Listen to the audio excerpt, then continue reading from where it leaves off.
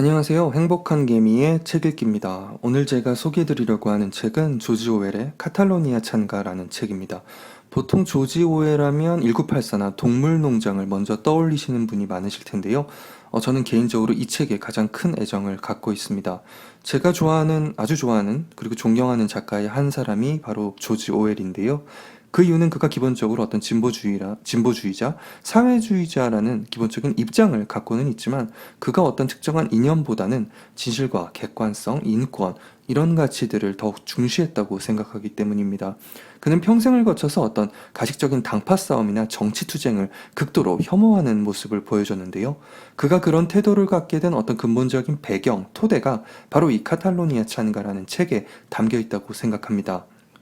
오늘은 어떤 책의 구체적인 내용보다는 책의 배경에 좀 더 중심을 둬서 소개를 드려보고자 합니다. 이 책이 뭔가 어렵게 보이는 이유에 대해서 이제 좀 주변 분들에게 물어보니까요. 책의 배경, 그러니까 스페인 내전이라는 배경이 조금 생소하게 느껴져서 처음부터 이 책은 좀 어려운 책이 아닐까 이렇게 생각하시는 분들이 많은 것 같더라고요. 근데 사실 그렇게 어렵지 않고요. 정말 잘 읽히는 책입니다. 책의 배경을 하려면 먼저 이제 봐야 되는 게 스페인의 역사인데요. 그렇습니다. 이제 바르셀로나와 레알 마드리드 축구 팀의 나라, 파에아의 나라, 투와 가우디의 나라 스페인입니다.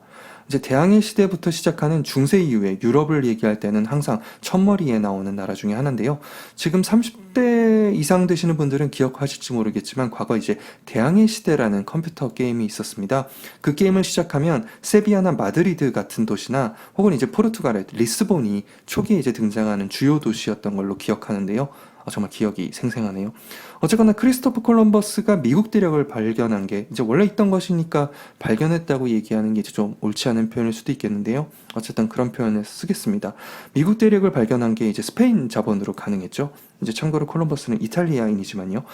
아무튼 그때부터 스페인과 포르투갈이 전 세계에 식민지를 만들기 시작했죠. 그러다가 토르테시아스 조약으로 아예 공식화해서 지구를 반으로 나눠서 자기 것인 양 했다가 어쨌거나 스페인의 무적 함대가 영국 해군과 해적들에게 무너지면서 기세가 꺾이게 됩니다. 그 이후에는 네덜란드, 잉글랜드, 미국 순으로 다른 경제 강국들에게 이제 패권이 이어지게 되는데요.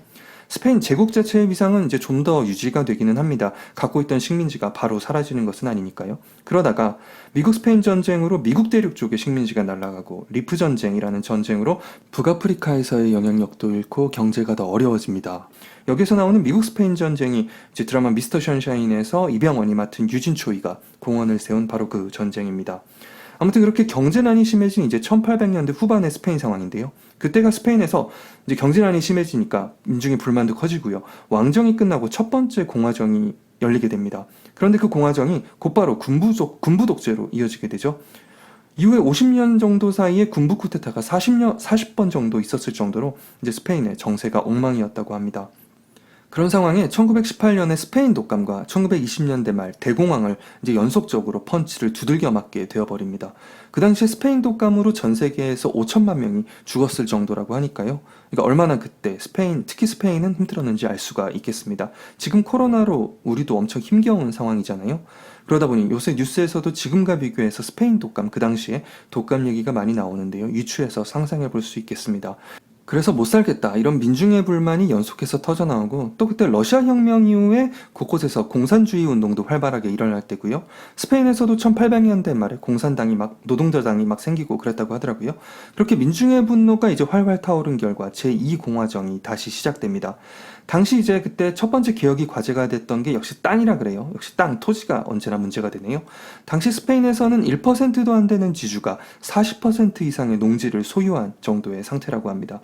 그러니까 당연히 개혁 현안이 될 수밖에 없겠는데요. 하지만 역시나 공화정부의 개혁은 기득권 지주들의 강한 저항을 받게 되고요. 그런 불안정한 상황에서 결국 첫 번째 공화당 내 좌파의 개혁이 실패하게 됩니다. 그 다음에 바로 이제 우파가 이제 번갈아 가면서 정권을 잡게 되는데 또다시 개혁이 실패하게 되죠. 그리고 나서 이번에는 좌파가 선거에서 또 질 수 없다 이런 의지로 대동단결해서 이제 선거를 임하게 되는데요. 총선에서 간발의 차이로 승리하게 됩니다. 그 좌파 세력이 모인 것을 일단 인민전선이라고 불립니다. 선거에서 다시 좌파가 승리하자 이번에는 극우파가 움직이기 시작합니다. 그런데 이번에는 좀 더 위험한 단체가 집단이 움직이는데요. 바로 공화정부 내에서 끊임없이 소외받으면서 이제 그동안에는 쿠데타 하면서 권력이 있었는데 그게 안 되게 되니까 조금씩 불만을 쌓이고 그러면서 더욱 극우화된 군부가 움직이게 됩니다. 극우파 군부는 나라가 이러다가 곧 공산주의자 빨갱이들에게 넘어간다는 식의 여론을 당시에 만들었다고 하네요. 그런 분위기 속에서 이제 위험한 인물 중에 한 명이 바로 프랑코 장군이라는 사람이 있었습니다.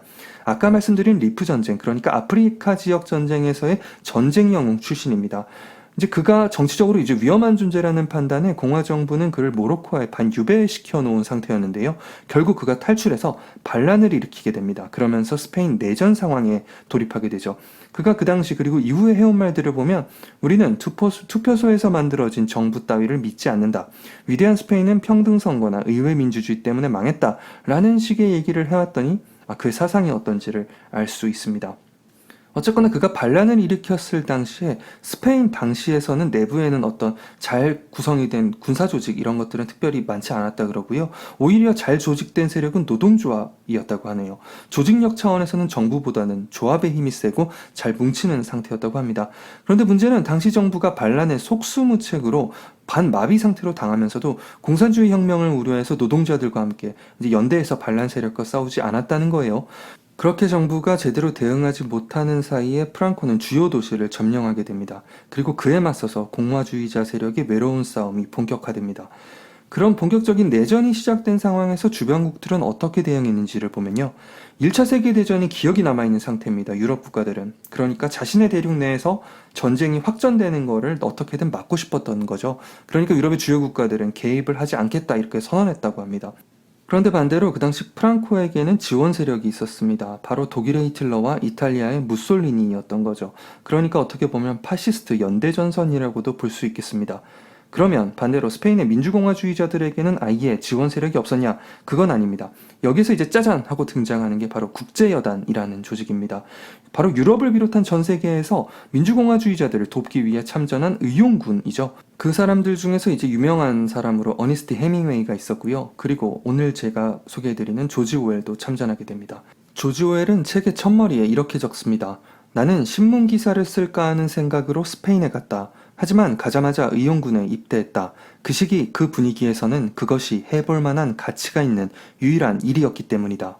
하지만 제가 이 책을 사랑하는 이유는 무슨 전우와의 동지애라든가 국제연대의 낭만 이런 거라든가 무슨 저명한 작가의 투철한 정의감을 보여준다든가 그런 것 때문이 아닙니다. 오히려 이 책의 처음부터 끝까지 관통하는 건 전쟁의 참혹함입니다. 아름다운 묘사라든가 정의로운 전쟁의 명분 그런 거 별로 없습니다.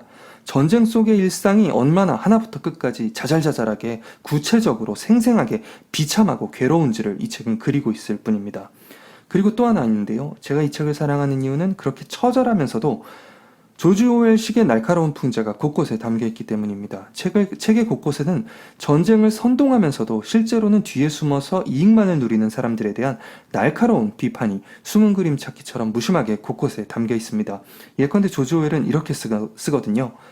전쟁의 가장 끔찍한 특징 가운데 하나는 모든 전쟁 선전물, 모든 악다구니와 거짓말과 증오가 언제나 싸우지 않는 사람들에게서 나온다는 점이다. 요즘 세상은 뭔가 감정에 휩싸이기 쉬운 것 같습니다. 여길 보나 저길 보나 화가 나는 경우가 많은 것 같아요. 이럴 때 조지 오웰의 책을 보면서 한번 사람이 되든 사건이 되든 어떤 대상에 대해 뭐든 침착하고 냉정하게 바라보는 연습을 해보는 것도 살아가는데 좀 마음을 안정시키면서 살아가는데 도움이 되지 않을까 생각합니다. 지금까지 들어주셔서 감사합니다.